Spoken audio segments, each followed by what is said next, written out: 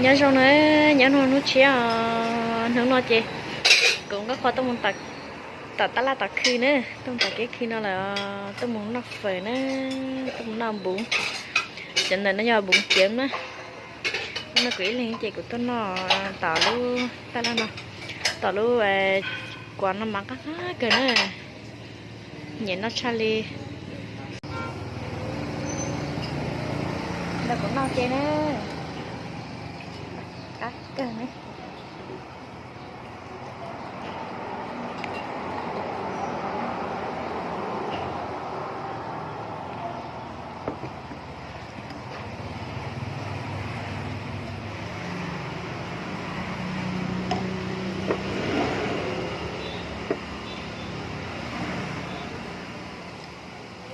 sắp lại luôn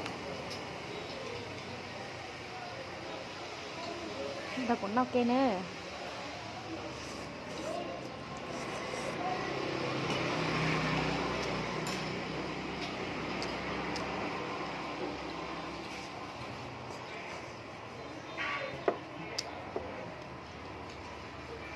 Trang ơi, Trang.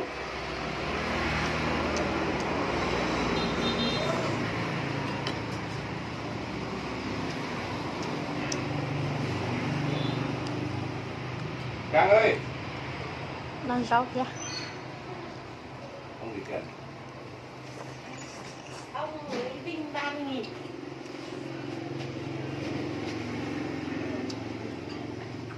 Đang ngồi yên mà ngoan lắm, chẳng kêu chẳng khóc gì cả. Mọi tư thế cứ nằm ngồi không đặt thích nhau đấy, chào nhau không thưa. Chân ôm mọi người là im.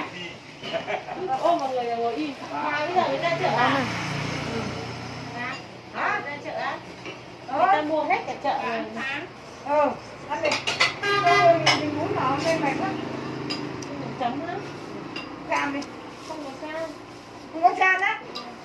Không có chan này không ăn. Tôi chỉ ăn canh thôi. Không có hết rồi.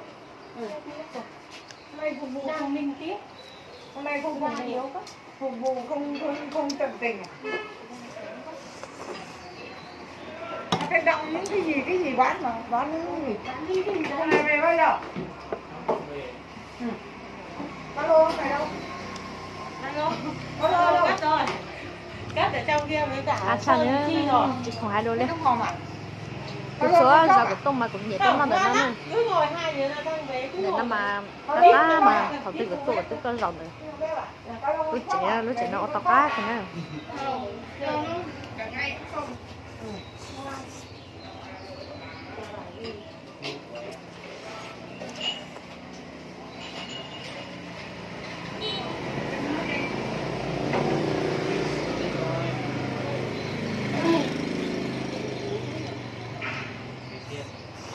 Ôi, 60.000 tiền á. Cái gì à? 50.000 thôi. Cầu vú nữa. Cầu vú khối 50k. Cá nghĩ là cắt cái tóc gì. Làm cắt thì cho nó mát. Đẹp trai quá lại vợ lại ghen. có nữa nào kìa cái kia tôi sao mà bé nó mà kìa mà cho con nó đấy kìa nữa nhẹ con nó là nó chắc là nó cá hay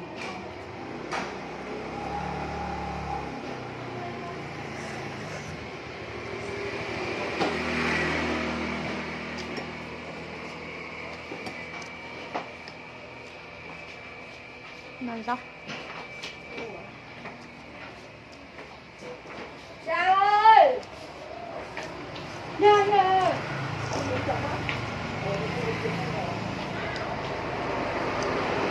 giờ này tóm tôm Vâng. Giờ em bị cái bình cuốn với một cái cuốn chấm một về nào. Nhân thời em có không phải anh cái Ghét không?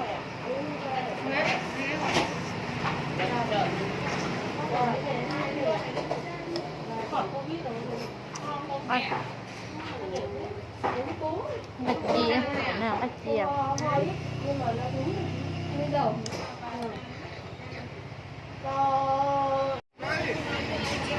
แต่ฉันnói chị của nó chạy ta rồi nó tờ ta là nó tờ nó gì nữa nó to lì lại tí này muốn chạy lên tao nó để cho cái dòng để đi kia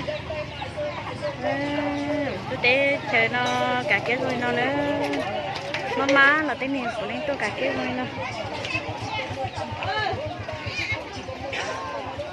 giống như này ta tờ gửi trên chuộng trẻ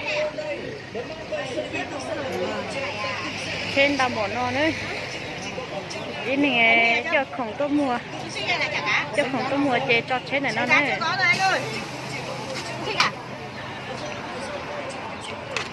đàn ông gửi cho phụ lúc ta chỉ hình này một xịt xua hình rồi luôn cái đó nè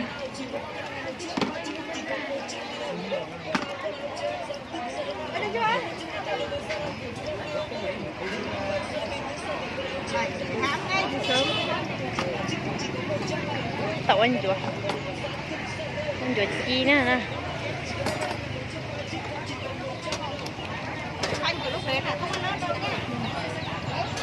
ta tàu giữa cho anh chuột là núi dê con á ta tàu giữa là cho dê cho chuột là núi dê có phụ dục cầu luôn dùng chè đánh nó vâng ạ tôi thấy nó chè chun chế nó rõ thế nên hai lúc cái chống cái này là vì vòng nè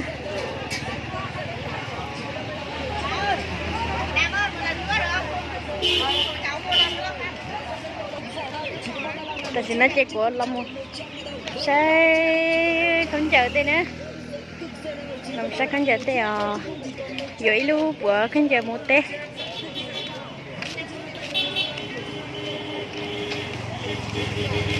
cho nên mama ta chỉ mà tí này tôi vừa thôi giải cho một xí vậy tí này của tôi chống gì nào nữa chống gì nào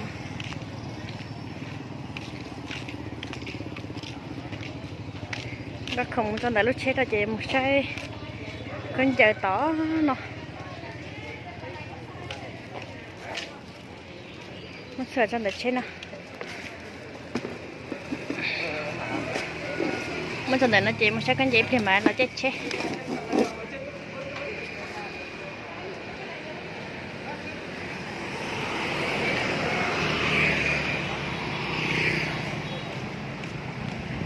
đó cũng sai con dễ cái đó đó cũng mình chia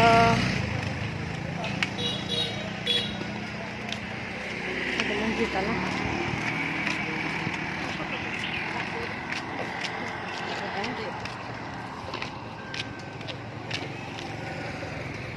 sò nữa rồi khán giả nào nữa xe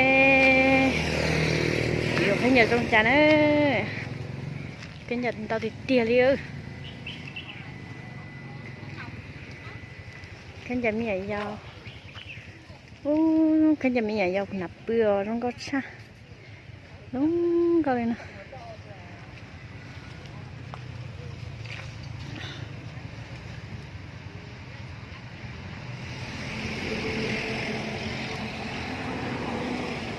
tin đến á của sẽ khán giả là